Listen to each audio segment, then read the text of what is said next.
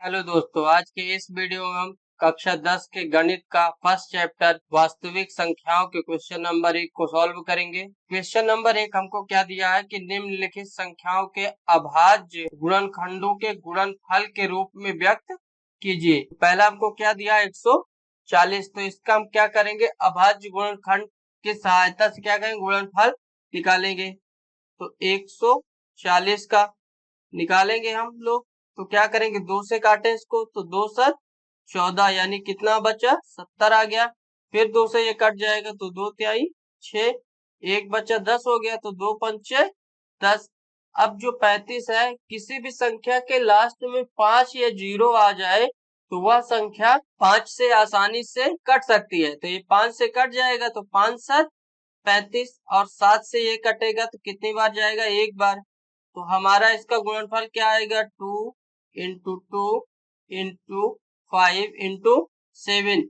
तो हमारा क्या आएगा, 2 यहाँ पे कितनी बार है, 2 बार। तो यहाँ पे क्या हो जाएगा, 2 की पावर 2 इंटू 5 इंटू 7। अभाज्य गुणनखंडों से गुणनफल क्या हो जाएगा, इसका गुणनफल क्या हो जाएगा, 140 का गुणनफल हमारा क्या हो जाएगा, 2 की पावर 2 इंटू 5 इंटू 7। अब आइए अगला देखते हैं, यानी क्वेश्चन नंबर 2। तो क्वेश्चन नंबर 2 हमको क्या दिया है, 156। तो 156 का हम क्या करेंगे, एलसीएम निकाल देंगे। 156 के 2 से काटेंगे, 2 7 14, एक बचा, ये 16 हो गया, तो 2 8 16।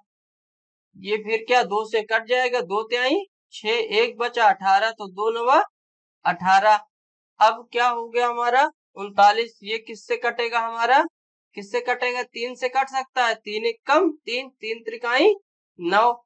अब किससे कटेगा, 13 से ही, 13 स्वयं संख्या कटेगा 1 से, तो 13 से काट देंगे। अब हमारे पास देखेंगे कि गुणनखंड क्या है इसका, तो 2 गुणे 2 गुणे 3 गुणे 13। तो इसका जो गुणनफल होगा वो क्या लिखेंगे हम, 2 की पावर 2। क्यों, क्योंकि यहाँ पे 2 कितनी बार है, 2 बार है, तो 2 की पावर 2 इंटू 3 इंटू 13।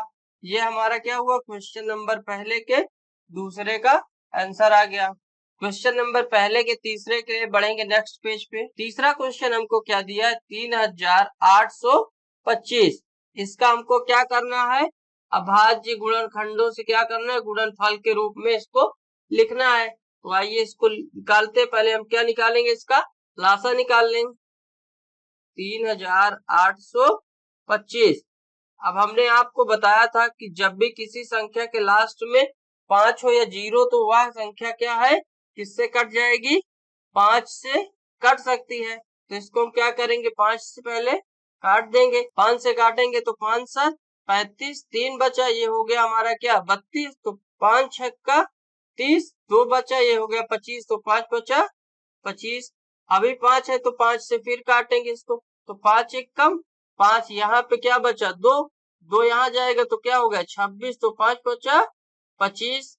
अब एक बचा, यहाँ पे हो जाएगा 15, तो 5 त्याई 15। अब किससे कटेगी ये संख्या, 3 से, 3 बचे 15, 3 एक कम 3।